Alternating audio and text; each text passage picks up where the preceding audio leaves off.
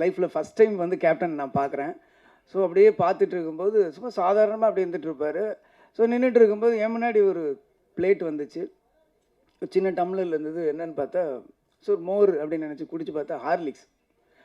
என்னோட அது நம்ம ஒரு அசிஸ்டண்ட்டுக்கு ஹார்லிக்ஸ் நம்ம கொடுப்பாங்க ஒரு கம்பெனிலன்னு அப்படியே குடிச்சிட்டு ஒருவேளை வேறு யாருக்கும் வாங்கினது மிச்சமா சரி ஓகேன்ட்டு இப்படி போய் தனியாக குடிச்சு அந்த பக்கம் பார்க்குறேன். ஒரு பெரிய ஸ்டவ்வில் ஒரு பெரிய ஒரு பெரிய பேரலில் வந்து ஹார்லிக்ஸை உடச்சி உள்ளே கொட்டிகிட்டு இருக்காங்க.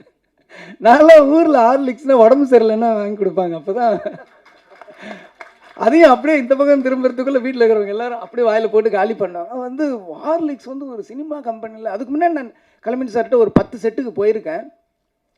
அந்த மாதிரி நான் பார்த்ததே கிடையாது. ஹார்லிக்ஸ் ஆகட்டும், இளநீ ஆகட்டும், இது எல்லாருமே சொல்லியிருப்பாங்க. நான் கண்ணால் பார்த்துருக்கேன். சபரிமலை மாலை போட்டவங்கெல்லாம் வந்து கருப்பன்லால கோவாவில் ஷூட்டிங் நடந்துட்டு இருந்தப்போ அப்போ அந்த அவங்க சாப்பிட்டுட்டு இருக்கிற இடத்துக்கு வராரு. கேப்டன் வந்து அவங்க பார்க்குறாரு. பார்த்துட்டு வந்து இவங்களுக்கு என்ன எதுவும் வைக்கலன்னா, இல்லை கேப்டன் அவங்க நான்வெஜ் சாப்பிட மாட்டாங்க, மாலை போட்டிருக்காங்கல்லன்னு. அவங்களுக்குலாம் பக்கோடை போடி அப்படின்னு அப்போ சொல்கிறாரு. எனக்கு வந்து எப்படி ஒரு கேப்டன் ஒரு ஒரு படத்தோட கதாநாயகன் தனக்கு என்ன வருது மட்டும்தான் பார்ப்பாங்க. ஃபுல்லாக ஒரு எல்லாருமே சாப்பிடணுன்ட்டு அந்த வயிறு நிறையணும்னு நான் நிறைய விஷயம் கண்ணால் பார்த்துருக்கேன். அந்த ராஜபாதர் ஸ்ட்ரீட்டு கூட நம்ம பாண்டி பஜாரோட பேரல் ஸ்ட்ரீட் போகும்போது அந்த கம்பெனிக்கு நான் போயிருக்கேன். போயிட்டு இருக்கும்போது வெளியில் ஒரு 500 பேர் நிற்பாங்க. எப்பயுமே ஒரு 500 பேர் இருப்பாங்க. அப்போ கேப்டன் அவர்கள் வந்து அவர் கையால் அந்த பாக்கெட்டு சாப்பாடை கொடுப்பாரு. அதை நான் பார்த்துருக்கேன், எங்கனால பார்த்துருக்கேன். அந்த பக்கம் இருக்கிற மீடியேட்டர்ஸ் எல்லாருக்குமே அது ஒரு ஹப்பு மாதிரி இருக்கும். அந்த மாதிரி ஒருத்தரை நான் பார்த்தது நிறைய விஷயம். அந்த கேப்டன் பர்பான் அந்த ஹெலிகாப்டர் ஷாட் அப்போ நான் இருக்கேன். அந்த டைமில் நான் கீழே இருந்தேன். அப்போ அதே மாதிரி சொன்னாங்க, டூப் போட்டு பண்ணிக்கலாம் அப்படின்ற மாதிரி சொன்னாங்க.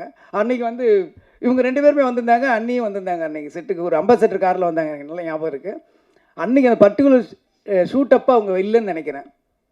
அப்போ மட்டும் சொல்லிட்டாங்க வந்து, நீங்கள் வந்து அன்னிக்கிட்ட மட்டும் டூப் போட்டுதுன்னு சொல்லிவிடுங்க அப்படின்னு சொல்லிட்டு சொன்னேன். இல்லை கேப்டன் வேணாம், மாஸ்டர் ராக்கி ராஜேஷ்னு நினைக்கிறேன், அவர் சொன்னார் நான் வந்து டூப் போட்டு எடுத்துக்கலாம் அப்படின்னு. ஏன் டூப்புக்கும் ஒரு உயிர் தானே, அவனுக்கு மட்டும் 2 உயிராக இருக்குது அப்படின்னாரு.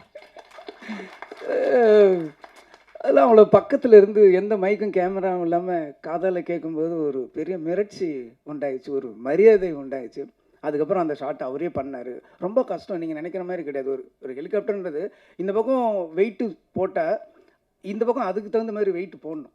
இல்லைன்னா அன்பேலன்ஸ் ஆகி ஹெலிகாப்டர் வந்து அது மேலே இதாக ஆரம்பிச்சிடும். இப்போ இருக்கிறதுல ரொம்ப ஸ்ட்ராங்கு. அந்த மாதிரி இருக்கும்போது கேப்டனோட வெயிட்டை மெஷர் பண்ணி அதுக்கு தகுந்த மாதிரி இந்த பக்கம் ஒரு வெயிட் வச்சு அதை பேலன்ஸ் பண்ணி இங்கேருந்து போனால் நீங்கள் ஒரு 20 அடிக்கு மேலே தான் அவர் கேப்டன்னு தெரியும். அதுக்கப்புறம் போனால் ஒரு உருவம் தெரியும். இங்கேருந்து ஒரு